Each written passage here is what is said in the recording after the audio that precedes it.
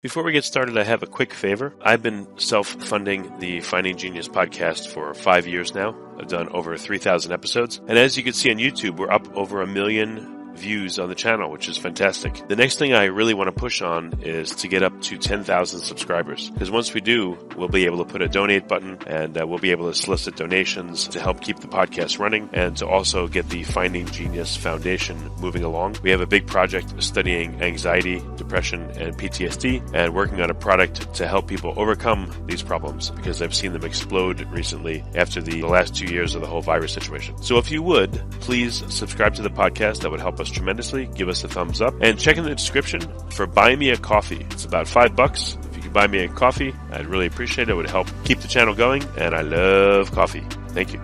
Forget frequently asked questions, common sense, common knowledge, or Google. How about advice from a real genius? 95% of people in any profession are good enough to be qualified and licensed. 5% go above and beyond. They become very good at what they do, but only 0.1% are real geniuses. Richard Jacobs has made it his life's mission to find them for you. He hunts down and interviews geniuses in every field: sleep science, cancer, stem cells, ketogenic diets, and more. Here come the geniuses. This is the Finding Genius Podcast with Richard Jacobs.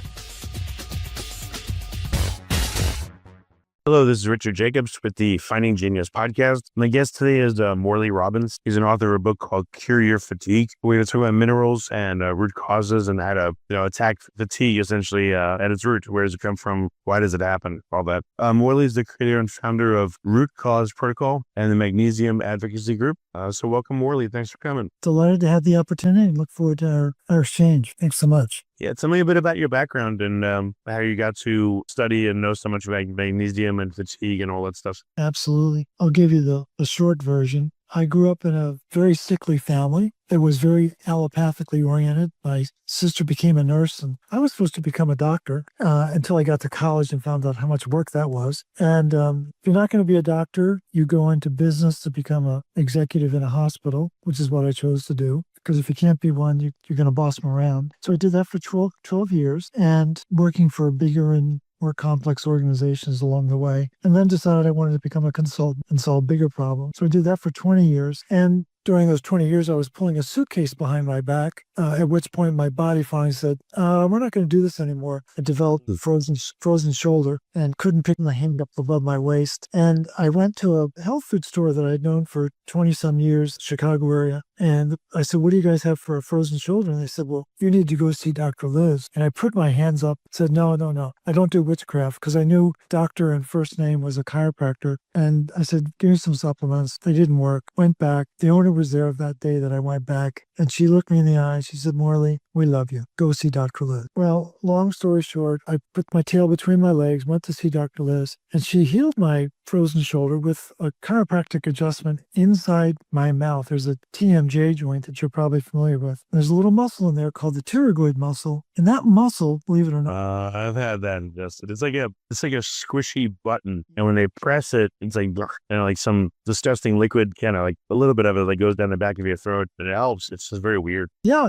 it controls the shoulder joint. I didn't know. So it's just pressing on that pterygoid muscle. My arm lifts up and I'm like in the midst of a miracle. And she used a phrase I'd never heard in 32 years of working in a hospital. She talked about an innate healer, the healer within. And I looked at her. I didn't say anything to her at the time. I thought, we've got millions of doctors around the world. Why do we have all these doctors if we have an innate healer? And so I vowed that I was going to discover who is the innate healer, and ended up writing a book about it that you've referenced, Cure Your Fatigue. There's brackets around the CU, which is the symbol for copper. And my read of the tea leaves is that this particular mineral is legendary in our body for its ability to make energy, to run critical antioxidant enzymes, to ensure nerve function is proper, signaling pathways. I mean, I could go on for an hour, but it's suppressed knowledge. It's not taught in formal medical education, in part, I think, because it does too much. And so I set out, wrote the book.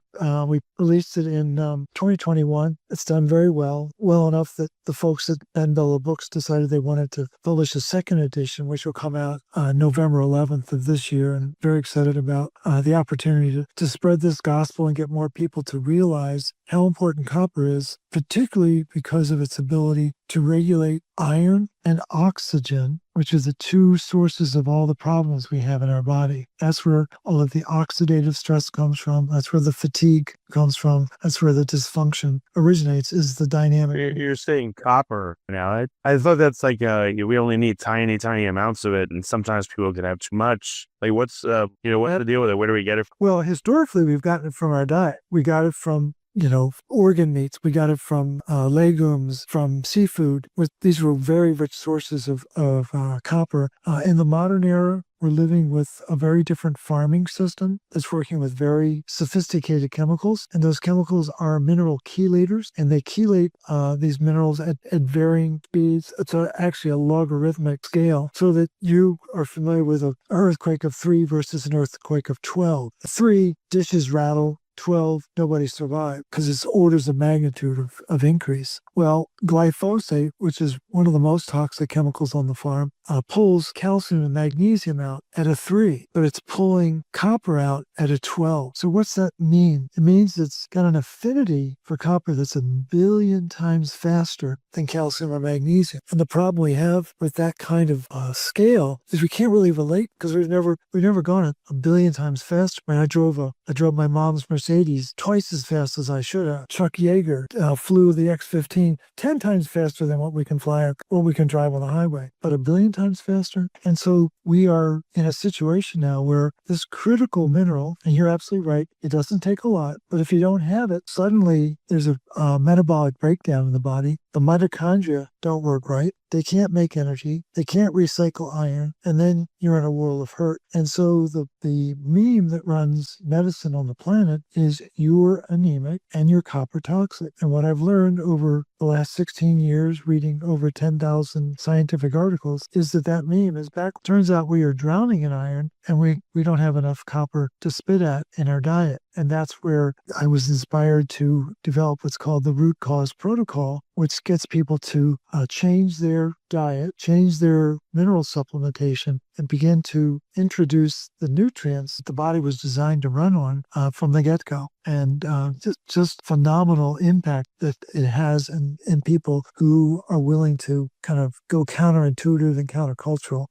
It's a very... Well, what does it do if you're low in copper? What symptoms would you present with? Well, you would present with a lot of symptoms, the most significant of which is fatigue. It's the number one reason why people go see their doctor. If you can't make energy, you will have fatigue. In 1973, famous cardiologist and copper researcher discovered that copper deficiency is what caused cholesterol to rise in the body. And that was a very unpopular thing for him to do, because it was right at the start of the statin making process. But for his findings to become science, one other lab needed to prove he was right. Since then, over 30 labs have documented Clavey's finding. And now what are we faced with? Statins are the number one product on the planet, $1 trillion a year, but they're not solving the problem. The problem is lack of copper. Other conditions that you would have, just the plaque buildup, the inflammation, all of the iron-related issues. A lot of people think that they're anemic because they lack iron, when in fact there's reams of science that would prove that it's a lack of copper that prevents iron from moving properly in the body to allow for the normal production of red blood cells. And there are 20,000 conditions that are profiled in the Merck manual. That's the Bible of allopathic medicine. Well, all of those 20,000 conditions start with one event, oxidative stress. And there's a protein in our body that runs on copper. The protein is called ceruloplasmin. You probably have never heard that term. It means sky blue in the blood, and it's a blue protein, but it's the master antioxidant that runs our body. You might have heard of glutathione. It's a very important antioxidant, but that's at a cellular level. And you may have heard of melatonin. That's the master antioxidant inside the mitochondria. But inside our body, it's ceruloplasmin that is keeping us in balance and in homeostasis, but it must have copper in order to be functional. And that's where we're at a significant disadvantage as a society now. Will the blood test reveal copper deficiency, or how do people find out? Yeah, so we've developed what's called the Full Monty Iron Panel, and it's traditional tests that have been cobbled together, but we're looking at iron biomarkers, we're looking at copper biomarkers, zinc, vitamin A, vitamin D, And what's important is that there's a ratio for the relationship between this ceruloplasmin protein and serum copper. And the closer that ratio is to 3.33, the healthier the person is likely going to be. And that ratio was developed by two world-renowned hematologists from Harvard Medical School back in 1960. The research has been done, Richard. It's just that it's just not been taught. And what most people don't know is that in medical schools, there's a Chinese wall between the labs and the classroom. And the findings in the labs don't always make it into the classroom. It's the same institution? At the same institution. Absolutely. That means that a centralized body provides the curriculum and authorizes it, most likely. That's exactly right. That's very true. Who is that in the medical field? I would imagine it's a cartel of sorts. It would be the AMA, Big Pharma. It's a number of chemical companies. There's a lot of money to be made in having people still alive, but not fully functional. And the adage is there's no money in a dead person. And so when you look at the rate of increase of disease, of chronic disease, just in our country alone, over the last 100 years, it's staggering what's happened. And I was born in 1952. There was no autism in my class, in my school, in my grade. And now it's 1 in 33. And in California, it's 1 in 12. And so... Really? Is that much of a difference in California? Yep. And so people don't realize, we're basically boiling a frog 1 degree at a time. And over the course of a century, there have been radical changes made in farming, radical changes made in food processing, and radical changes made in pharmaceutical. And when you begin to integrate all of those changes, it begins to change our availability to key nutrients, and we begin to lose our metabolic integrity. We can't, we don't have the same vitality that our ancestors had. And I'll give you a very graphic example of it.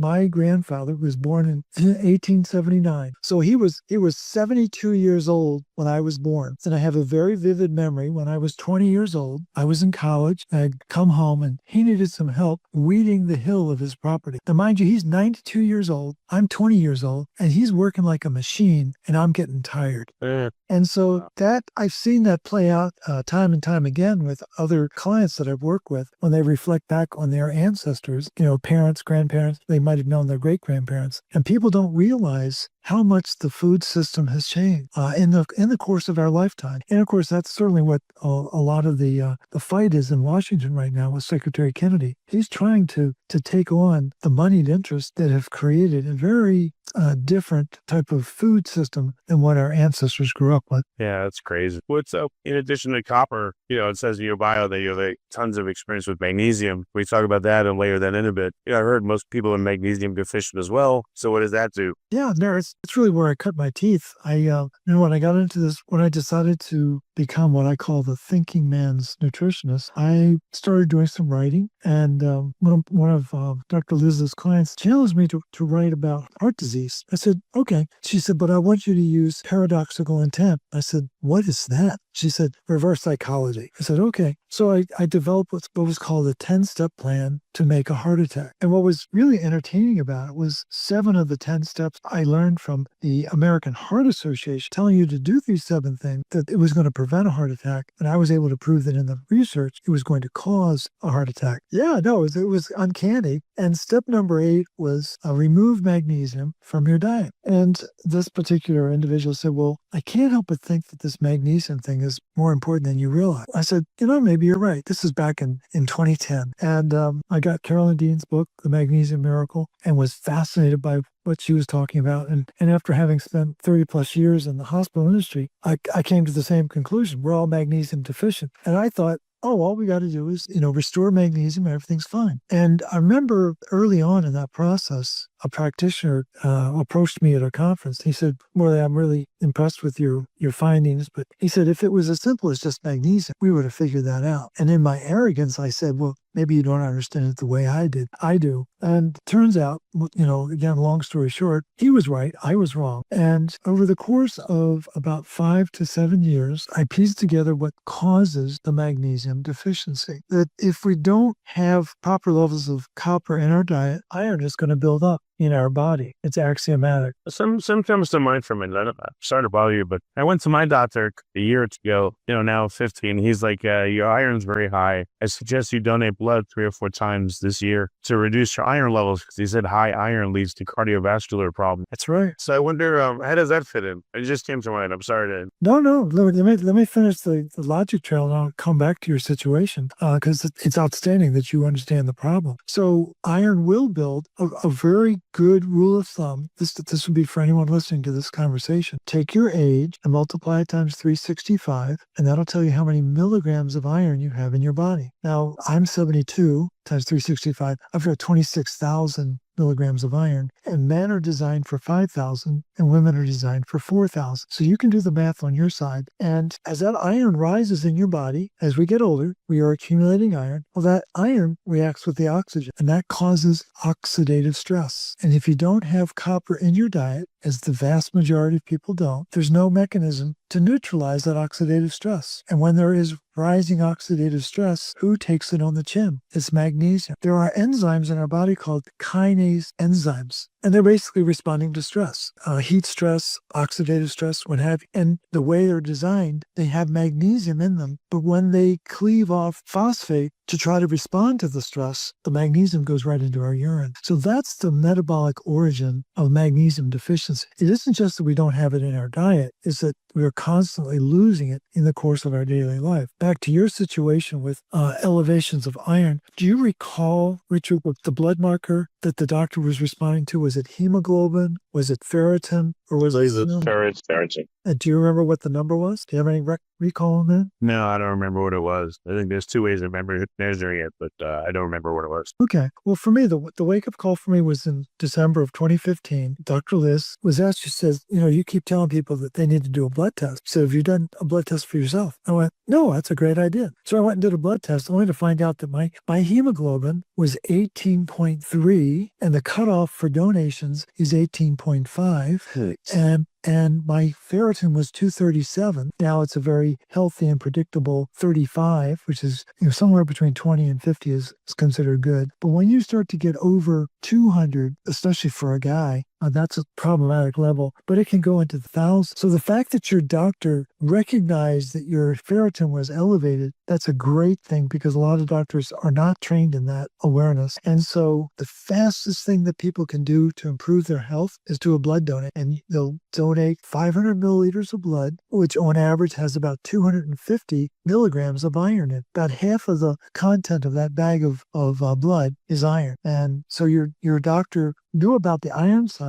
What he doesn't know about is the amazing research, again, back to Leslie Clavet, who's still living. He's 91 years old, living in the Dakotas. And the year 2000, he compiled and was able to document and verify that there's 80 anatomical, chemical, and physiological defects in a copper-deficient heart. One of those defects is iron accumulation in the heart. And what your doctor was keying off of is your ferritin's up. It means you're not regulating iron properly. The part that he doesn't know about is the copper side. Copper is the general and iron is the foot soldier. And you don't need to be in the military to know there's a difference between generals and foot soldiers. But if you want a real graphic example, think about General Patton moving all the tanks during the Second World War. He had hundreds of tanks at his disposal. And what are they made of? Iron. And he was really good at it. Wasn't one general called Old Ironsides? Maybe it was a ship. Well, there was a ship called Old Ironsides. But that's probably what I'm thinking. But there's a Confederate general named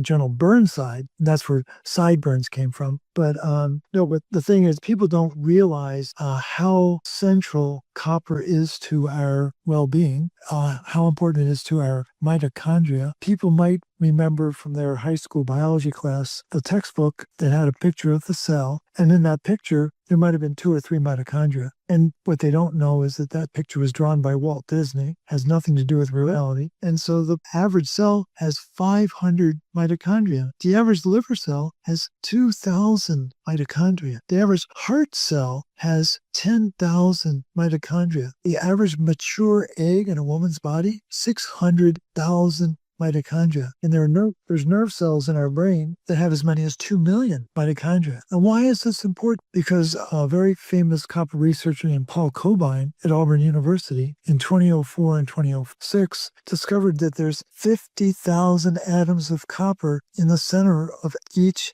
mitochondria. Who's talking about that? Nobody. And everyone loves to talk about mitochondrial dysfunction or metabolic dysfunction, but not get down to the granular mineral level to find out, do we have enough copper in there? And then the mitochondria is always called a powerhouse. It's not a powerhouse. It's a smithy. The main job of the mitochondria is to recycle iron. The iron is coming in with oxygen. And what does the mitochondria do? It turns that oxygen into water. How does it do that? There's an enzyme that's run by copper to do that so that we can release ATP into our body. And we make our body weight in ATP every day.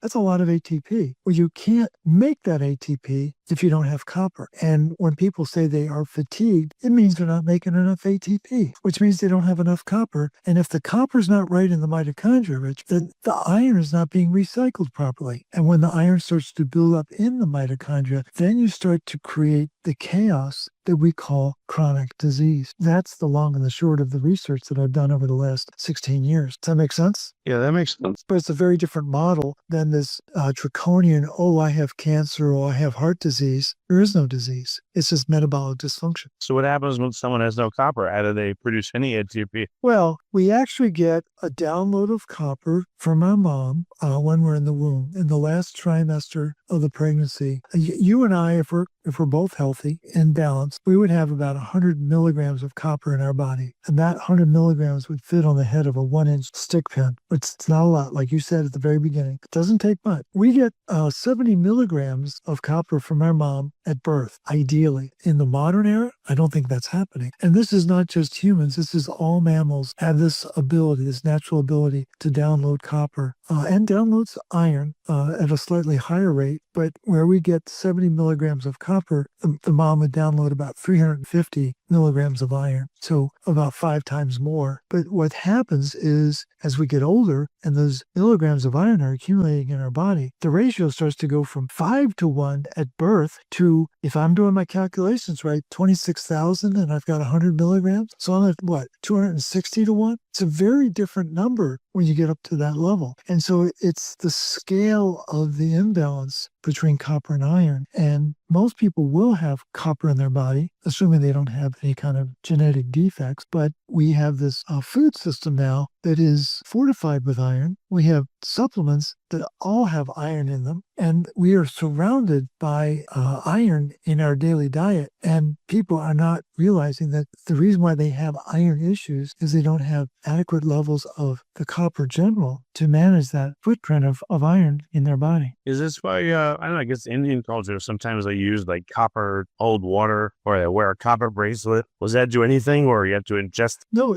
ideally you should get it through your diet, but culturally, like India was very, and still does, use copper vessels. It's more of an antimicrobial action than a supplementation. There's microscopic amounts of copper that are going to get into the water, but it's really it was the original antimicrobe on the planet long before people realized that silver would do that. And I would say that copper is superior to silver in that regard, but it's been used. It was first discovered thousands of years ago, but it was used medicinally as far back as several thousand years ago. But Hippocrates used copper in his practice in Greece back in the day. So a lot of that changed during the First World War, and there was a wholesale flip of the paradigm, and then copper was out of favor, and they started focusing on other medicinal approaches to addressing people's problems. So where can people get copper today? In a supplement form or certain foods? Like what's the best way? I think the food system is really compromised. I know a lot of people still rely on organ mates, particularly